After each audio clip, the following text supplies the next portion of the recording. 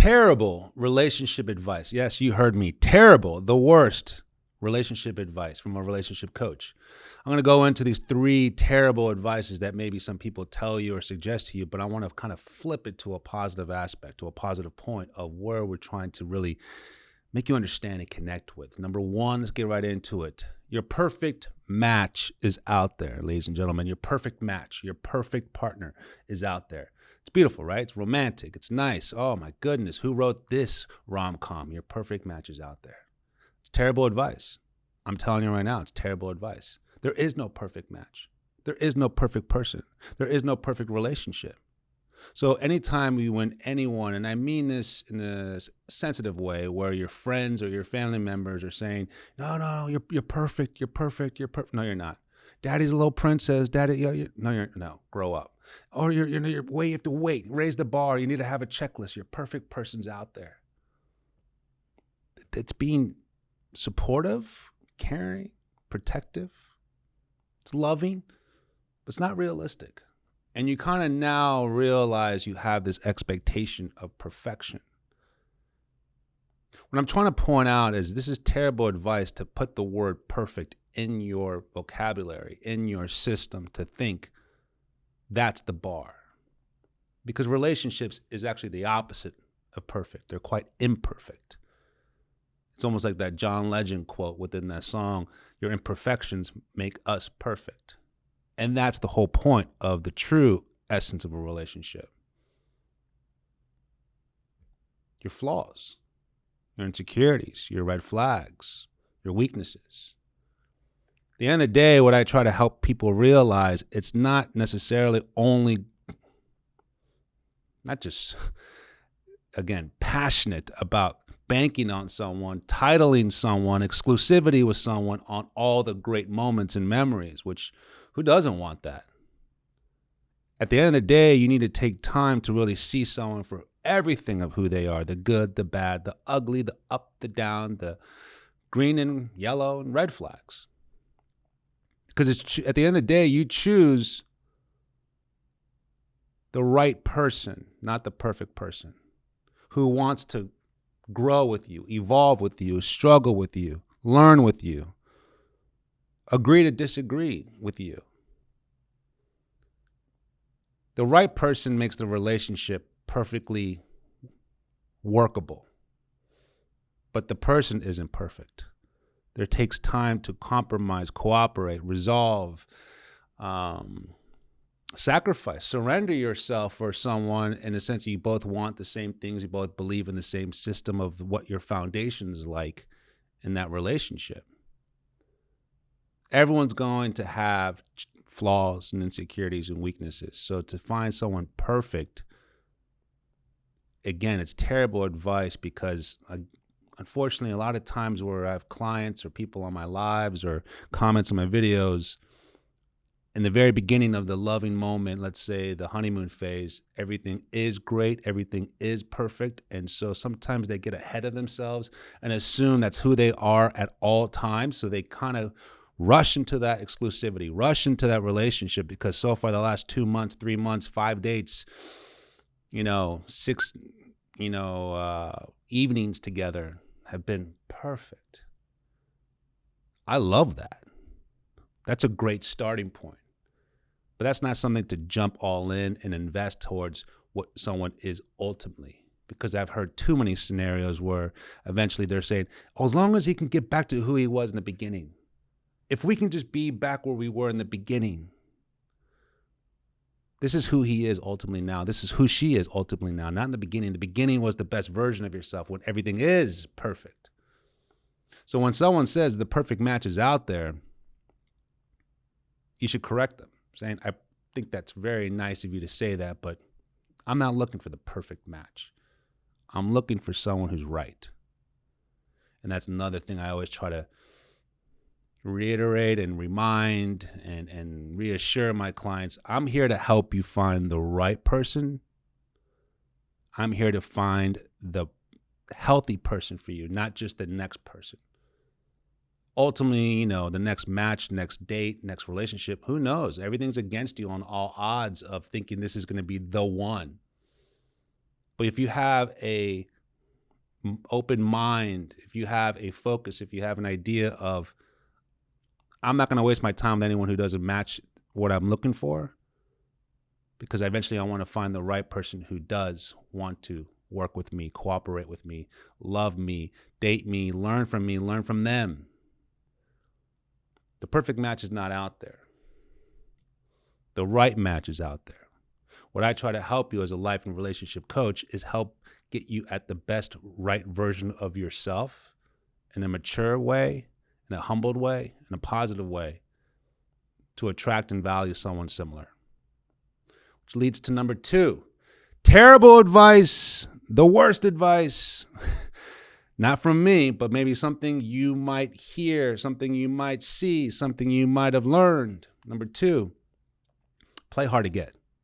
Play hard to get. Hold on. You're the prize. You're the prize. Play hard to get. I know you're thinking about that. I don't chase. I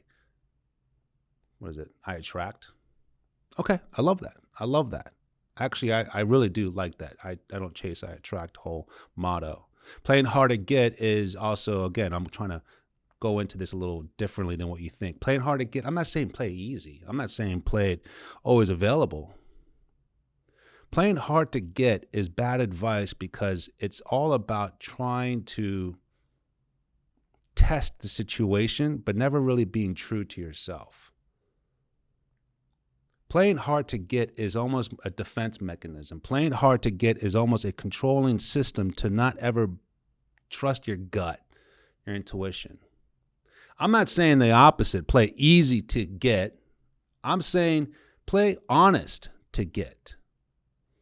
Give a little, take a little. Demonstrate, validate. Give, take. It's a pull back situation. You want to kind of process, you kind of want to enjoy the process and the idea of taking step by step with someone, solidifying each confident place with someone. Don't jump all in. Don't jump so far away. It's one thing, one step at a time. Play hard to get is almost to a point where I need someone to prove so many things to give them a little of my attention.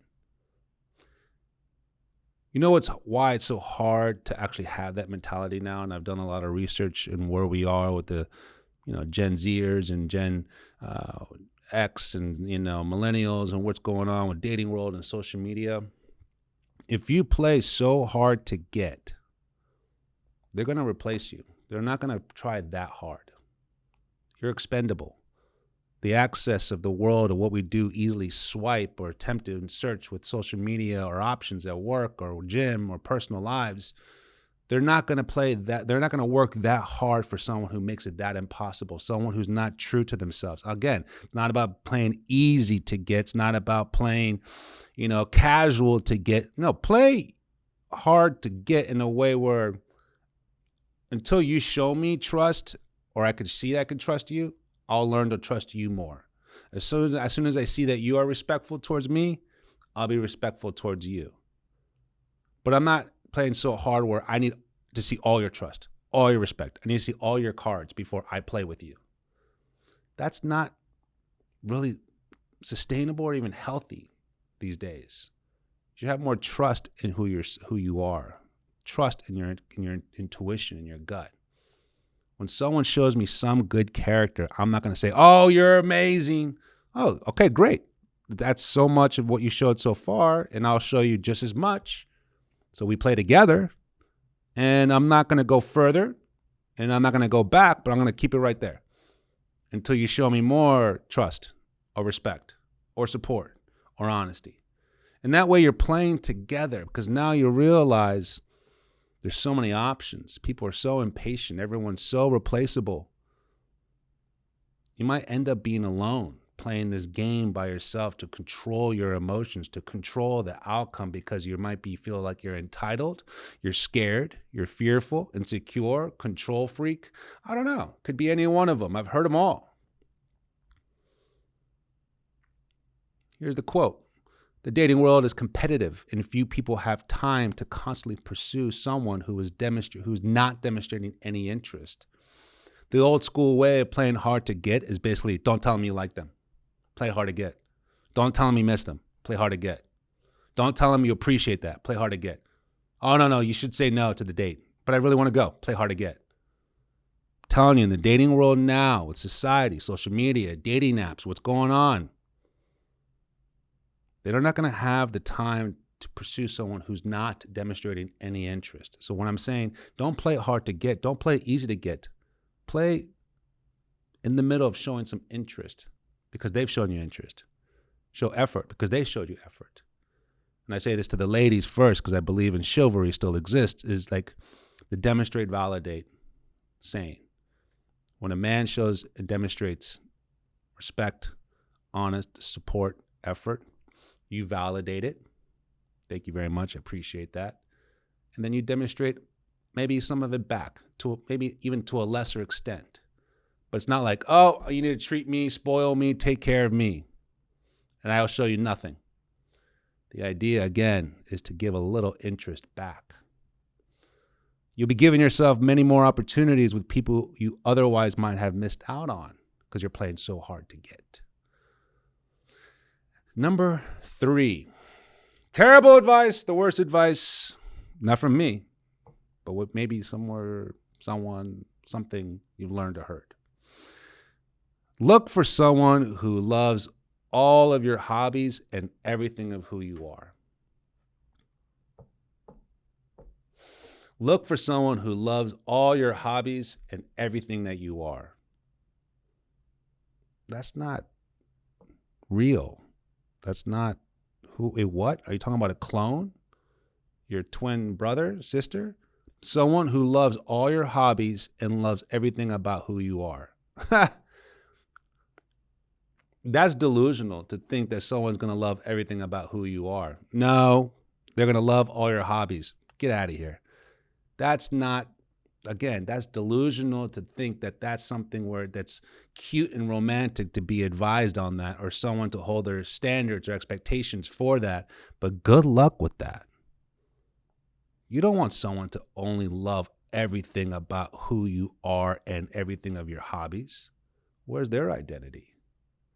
Do you think we're supposed to agree on everything? We're supposed to like everything together? You love everything about me?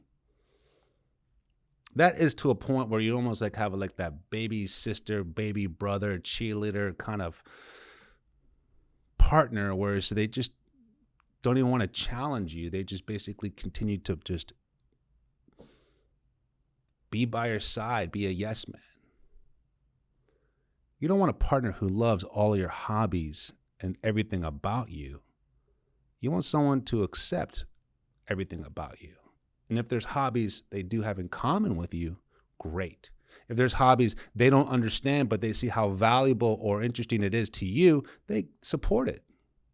But they don't have to love football if you love football. But if they know it's important to you, they understand it. They support it. Maybe they'll have a little more interest in it. Maybe they make it a little more creative.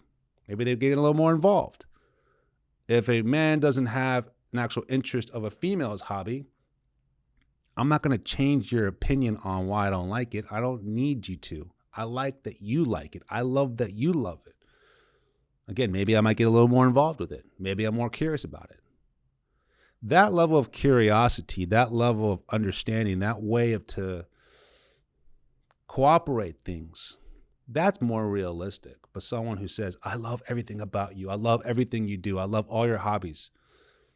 That's not, again, realistic. Having a life partner, and again, we're talking about life partner. We're talking about exclusive relationships, marriages, life partners. Having a life partner who loves everything you love might sound great. But there's often more than meets the eye in these partnerships. Someone who needs to feel connected to another human being in order to survive will adapt their likes and dislikes to you. What does that smell like? Codependency. They will adapt their way to live and survive on your likes and dislikes. You guys want to have certain things in common. You guys want to have a certain level of friendship as well as a loveship and within that relationship. But if they are now to a point of the survival of their identity, the validation of their confidence. It's all about what you like and dislike. Is that a healthy relationship? Sounds like a very codependent relationship. I've seen that so many times where a client or someone who I'm coaching or talking to talks about how they've lost themselves in their relationships. Their world became his world. Their world became her world. And when it didn't work out, they came back to nothing. And they almost have this resentment. I can't believe I spent so much time with this stupid hobby. I can't believe I thought I liked this kind of thing, but I did it for him or her. I get why you might want to put that effort into something because you might feel lonely and you want that companionship. You want to be honest with yourself. You want to be true to yourself. It's okay if someone doesn't like everything about who you are. It's okay if you guys disagree on something. It's okay if you don't really have any interest in my hobby or vice versa. That's what makes us different. That's what makes us unique. That's the authentic side of why we actually are compatible, the yin and the yang.